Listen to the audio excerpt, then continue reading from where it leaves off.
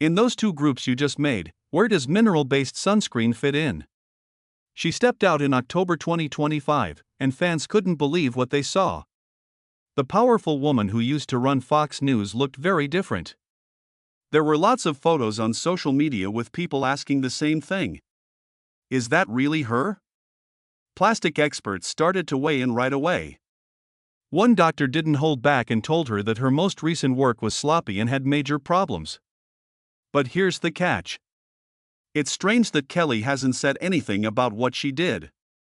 You won't believe what Kelly is hiding about the surgeries she recently had. She was born in Champaign, Illinois, on November 18, 1970. She is the youngest of 3 children. Ed Kelly was a professor at SUNY Albany. He had a lot of big thoughts and long arguments at home. Linda, her mother, ran the house with care. With Italian and German roots, the family was very close. They had a simple but stable life, and school was the most important thing to them. Megyn went to Tecumseh Elementary. She was smart and interested in everything even back then. The family moved to Del Mar, New York, when she was 9 years old. It was calmer and quieter, but her conversations about politics, school, and the world kept the house lively. At dinner, there were little arguments all the time, and Megyn grew to enjoy holding her ground. She slowly became known in this new town, not because she was loud, but because she was sure of herself. Religion was a big part of her childhood. Because her dad was Irish and Catholic, they rarely missed church. Megyn was in youth groups and did what they said. As she grew up, she thought a lot about what was right and wrong. In later years, especially after pain shook her to her core, her faith would change. But those early church times taught her how to keep calm when things got tough and gave her a strong sense of right and wrong. She found a new stage when she started dancing in high school at Bethlehem Central. She was made captain in 1985 and used the same fire she used on TV to plan school events and pep rallies. She was tough because she played basketball and field hockey, which put her under a lot of pressure to do well. It hurt her in 7th grade, but it also made her smarter. Even though it's been 30 years, she's still in the Hall of Fame at her old school for having a great voice. Things were going well for her until December 1985, when everything fell apart. Her dad had a heart attack and died right away. He was 47 years old. Megyn was 15 years old. 10 days before Christmas, it took place. He was sitting on the couch and looking at the tree 1 minute and then he was gone the next. To support the family, her mom had to get a job as a nurse at a soldier's hospital. Megyn's life fell apart after that night. The pain never went away completely, but the lesson did too. There are no promises. Go after what you want very hard.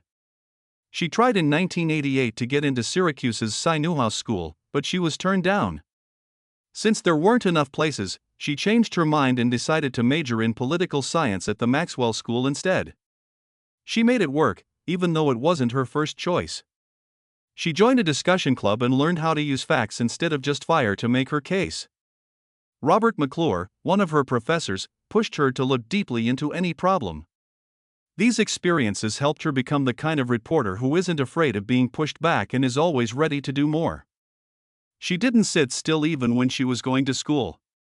She worked as an intern at Cyram in Syracuse from 1988 to 1992. It was a small radio station, but it felt like the start of something big. She made political content and did real interviews as a way to learn how to tell stories. She didn't just see the media as show business when she was young, she saw it as something powerful that could change people's minds. In 1992, she started law school at Albany with some help from a grant. Not a small thing when you consider how poor the family was after her father died. She quickly moved up, becoming editor of the Law Review, a member of the Student Senate, and a member of panels that heard claims of teacher harassment. The summers weren't a time to relax. She spent the time writing points over and over again for moot court briefs. For her work in a First Amendment mock court case in 1994, she won the award for Best Individual Advocate.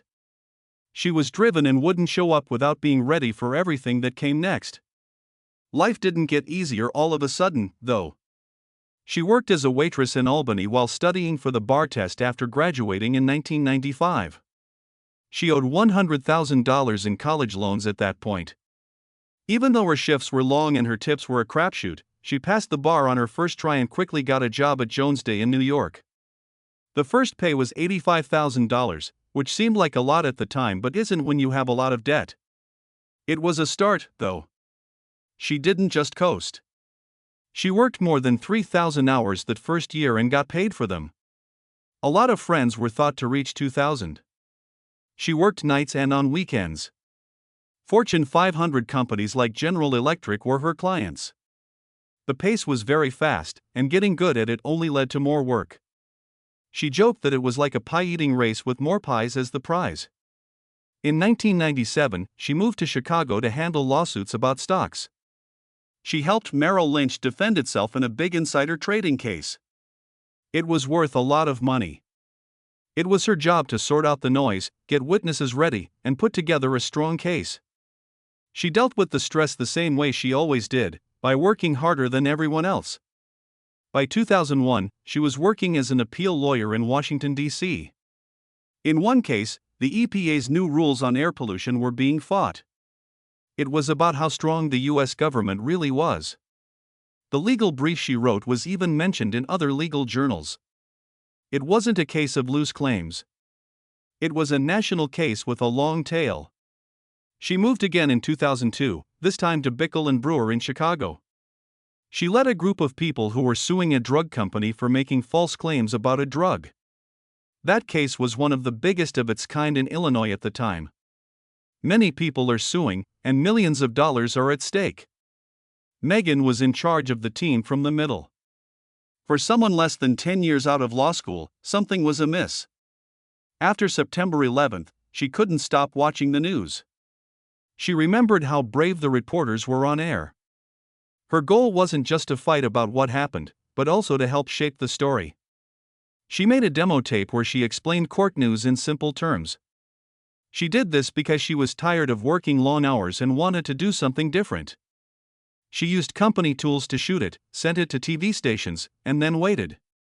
She got to Washington, D.C., in March 2003, but she didn't have a job lined up.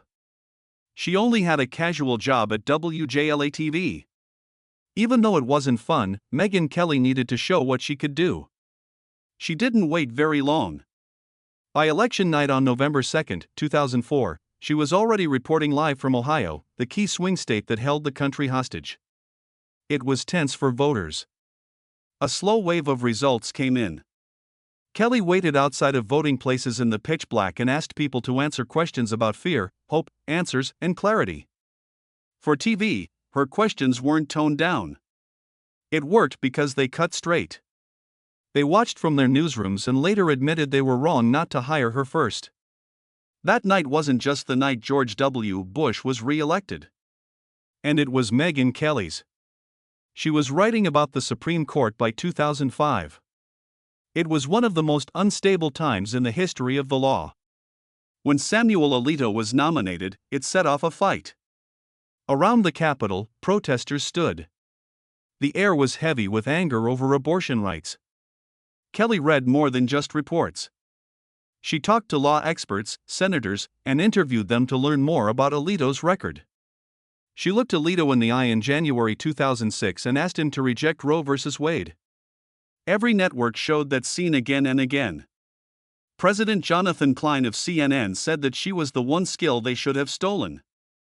Fox saw her first, though. There was a big scoop that summer that she got before anyone else.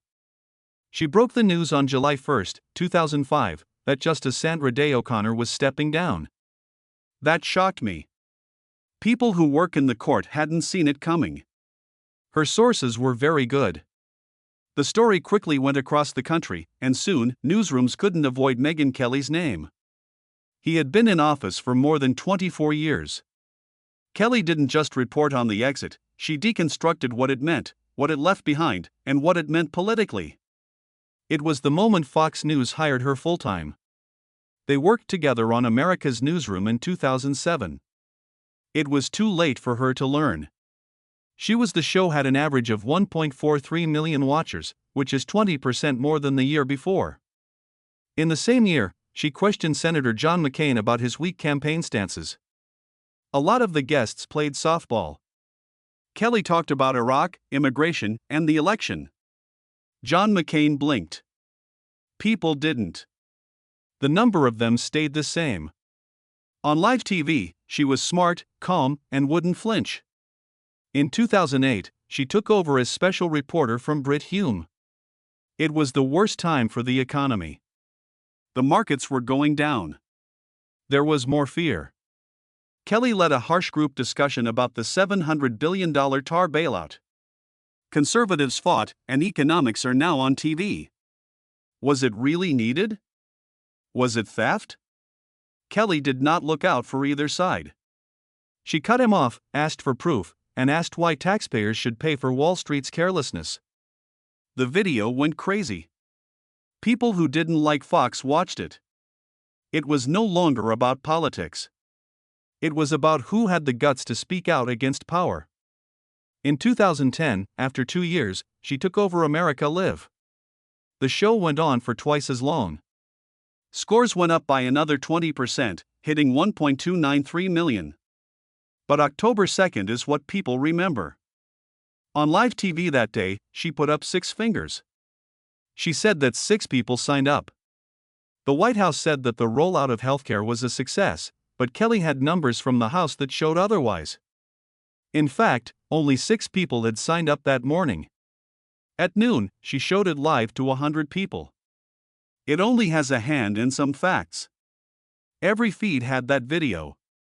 Within hours, the government changed its mind, and something else was happening at Fox. In 2011, Kelly talked to leaders. She got the same numbers as top male anchors. Her pay stayed the same. She said she was going to walk. They opened their eyes. She got more money.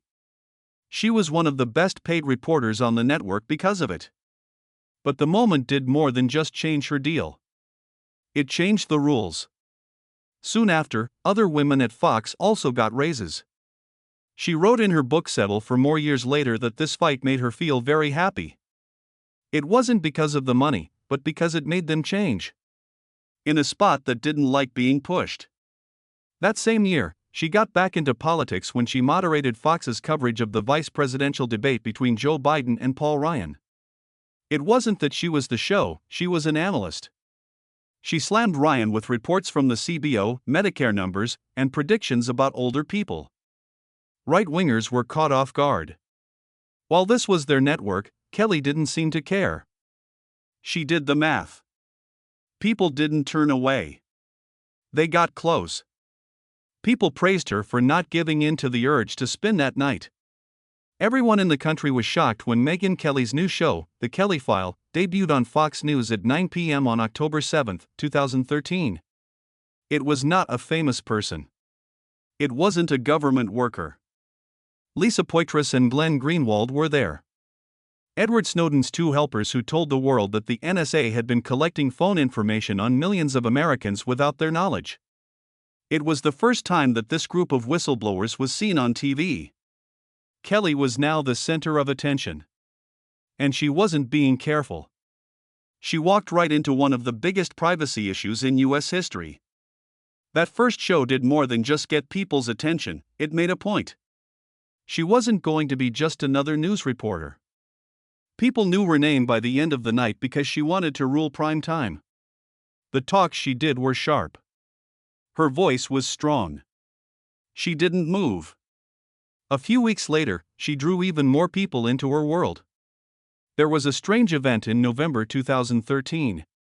It was about Christmas decorations, of all things, and 2.7 million people watched. The subject is the war on Christmas. Kelly talked to store owners, broke down changes to displays, and showed viewers how Fox News had been stirring up a culture war for years. It didn't matter if people agreed or not. They looked. It was one of the most popular shows of her first year on the show. The war on Christmas did more than just make people angry, it also got good numbers, and Kelly was right in the middle of it all. She didn't stop there, though. In December 2013, she set off something even bigger. Kelly looked into the camera and said, "Santa just is white," in response to a Slate story that said Santa Claus should be more open to everyone. adding that Jesus was also white. It wasn't a game. She said it was true history. The reaction happened right away. Many historians, writers, and cultural critics jumped in to say that Santa Claus, who was based on St. Nicholas, and Jesus of Nazareth were not white. The way she talked about the story went viral on news sites and social media. It was called stupidity by some. Some people called it racism, but no one didn't notice. It was all over the news for weeks. A lot of people talked about it for the rest of her time. Time magazine started to pay attention in April 2014. They put her on their list of the world's 100 most important people. It had become clear that she was good at segmenting. Hard stares, direct questions, and no time for filler. Time praised her for checking the facts of her guests live, especially when she used EPA data to argue with someone who didn't believe in climate change on live TV. A year ago, not many people knew who she was. At this point, she was on Time's list with presidents, experts, and CEOs. Her rise wasn't just quick, it was planned. She looked for times that were important, and the next one was already there. Back in 2015, Kelly took her show into more serious areas. Once, Rolling Stone printed a story about rape at the University of Virginia that was later taken down because it was false. She didn't think about the scandal during that time. Instead, she looked into how schools across the country dealt with sexual assault cases. She asked professionals to come. She got numbers. She looked past the news stories and asked what was really going on in college settings. Critics thought the media would be hit with a bomb. Instead, she shined a light on policies that were not working well. Led to conversations across the country about college safety and justice, and some schools changed how they dealt with student protests. It was one of the few times a big cable host used a controversy to do something other than make more noise. Then Cleveland came along. As the moderator of the GOP presidential discussion on August 6, 2015, Megyn Kelly was in charge. She asked Donald Trump one of the first questions she had. She asked him about calling women pigs, dogs, and worse. The crowd got up. It made Trump mad. A few hours later, he wrote on the internet that she had blood coming out of her everywhere. Some people thought it was a joke about getting your period. Afterward, Trump said he meant her eyes or nose. But the harm was already done. The news sites were filled with headlines. Politicians said the comment was racist and should not have been made. Megyn Kelly found herself in the middle of a war she didn't want. The reaction wasn't just noise from the media. More than 1,000 death threats came in the weeks after the discussion. Some of the messages were so specific and violent that she had to cancel public appearances. The FBI got involved, and she told the audience on radio that she was under federal protection, looking very shaken. There had to be full-time protection for even family trips like one to Disney World. Fox executives told Trump's team that there would be a huge backlash if anything happened to her. Threats kept coming, though. And Kelly's job had a real cost for the first time. Her whole time on set, she was afraid that someone was watching her for no good reason. In January 2016, she drew another line: Kelly wouldn't manage the Iowa GOP debate without Trump. Trump had refused to take part. The numbers went down without him, but she didn't give up. Fox News stood by her and said Trump's comments were sick and extreme. Roger Ailes, the chairman of Fox News, publicly backed her and said she would stay on stage. Politics wasn't the only thing that night. It was seen as a sign of media pushback when a reporter wouldn't give in to a politician's ego, and it was clear that the fight was about more than just policy differences. In the same year, Kelly's autobiography, Settle for More, came out.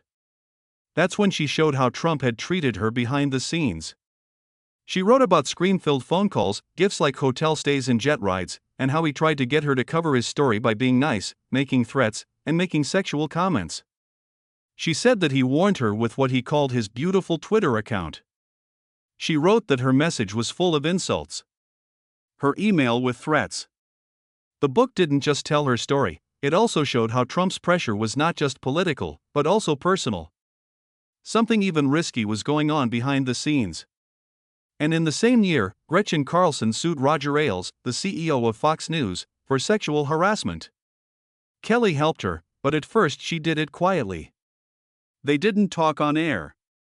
She then stepped into the storm. She talked about how Ailes had harassed her in the past. It was risky. Even though she spoke out, Ailes was still one of the most powerful men in the media. Her words helped tip the balance. What she said was used in the internal review that led to Ailes' resignation. The consequences shook the whole business, and it all began with one choice, to be honest. Her NBC job was worth $69 million when she walked in. When they signed it in January 2017, that contract wasn't just a check, it sent a message. NBC put so much faith in her that they made her one of the best paid anchors.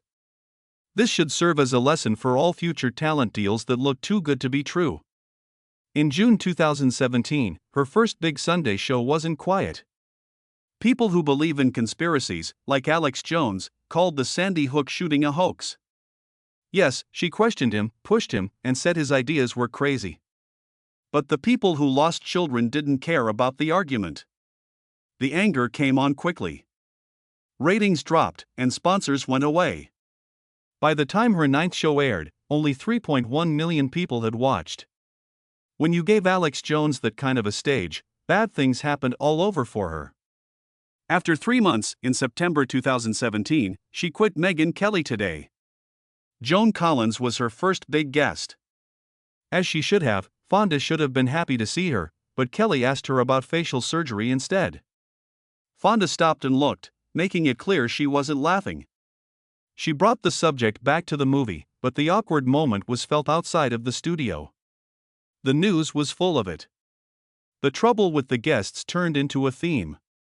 Kelly's ability to connect didn't seem to fit with the mood of the morning. Then October 2018 came along. She asked why blackface outfits for Halloween were seen as racist on her show, referring to how people dressed up in the 1970s. Her reply went off all over the internet. Al Roker answered right away. People were angry. Ads stopped coming in. Within 2 days, NBC fired her. She said she was sorry, but it wasn't enough. Her show was called off. By the end of October, she was no longer employed. Even though people were angry, NBC still had to keep the deal. She left with an extra $30 million. The controversial jump from Fox had become a lesson. The confusion wasn't just at work. Behind closed doors, her marriage to author Doug Brunt was having trouble. When his book Camelot came out in 2019, stories began to spread. Some people thought it was a hint at cheating in real life. She talked about emotional betrayal and how much worse it was than physical affairs on her show in 2022. Reports said they had seen divorce lawyers around the same time. Friends said she brought it up in treatment, but she never said for sure. Everything was tense because of work. The fight she may have had the most trouble with was her own style. NBC wanted conversations in shows that were not too serious. She wished for fire. In 2018, she got into fights with producers behind the scenes because she wasn't able to do the tough talks she was known for. It wasn't just a matter of style. It was about who you are. NBC wasn't made for her edge, and wasn't made for fluff. Even before the trouble, she was already very tired. In 2017, she was getting up at 4 a.m. for her live shows after giving birth to her third child, Shepard. Later, internal emails were made public that showed her pleading with NBC to change the plan. She wrote that she could barely function because she hadn't slept in days and had to balance kids and photos. She was stuck. The picture of the shiny anchor began to break. The drama began after she left. 2019, someone from NBC sued her, saying she wanted private planes and other perks. She disputed it, saying it was over the top and from her time at Fox. People got another look at the confusion going on behind the scenes, even though the case was thrown out. After that, she tried something different in September 2020. There will be no more networks or firewalls. Her new show, The Megyn Kelly Show, began as a podcast. Donald Trump was on her first show, which was very shocking. With a small group of people and simple tools, She did it from her home in Manhattan. A worker sat on a beanbag on the floor, but the raw version worked. The show got more than 10 million downloads in its first year. In July 2021, she took it to SiriusXM. She was ahead of big news outlets with 3.2 million YouTube followers by January 2025. In October 2025, she signed a new deal with SiriusXM that would last for several years. Her show moved from the old Triumph channel to Channel 111. She turned it into her own television empire. Before he was confirmed, she talked to Pete Hegseth, who is the defense secretary. She could do what she wanted with the deal. Bold, unrestrained, and not tied down by a company. In the same year, she talked about how she looked. She said on TV that she liked Botox but didn't like fillers. The fans shared pictures. A rhinoplasty was what the plastic doctors pointed to. It looked like her nose was different. One doctor said the nose was off and the work was sloppy. Even though she didn't say yes or no, the rumors spread like wildfire. Some people didn't like how she viewed other people's looks in the past. Then, in October 2025, Don Lemon went even further on his show. He said she looked cut and like a trans person. Over 500,000 responses happened because of it. A lot of people said he went too far. Even LGBTQ+ campaigners didn't like him. Kelly replied on her show, saying that everyone has the right to choose how they look. The fight brought up old grudges. The web turned it into a battlefield. Something real stood out from all the noise. In October 2022, Suzanne, her older sister, died of a heart attack. She was 58 years old. Kelly left her show. She talked about her loss, therapy, and their complicated relationship when she got back. Suzanne had problems with drugs and money. Kelly said she felt bad about not being closer. She used her fame to talk about sorrow, loss, and getting better. And just for once, the light dimmed.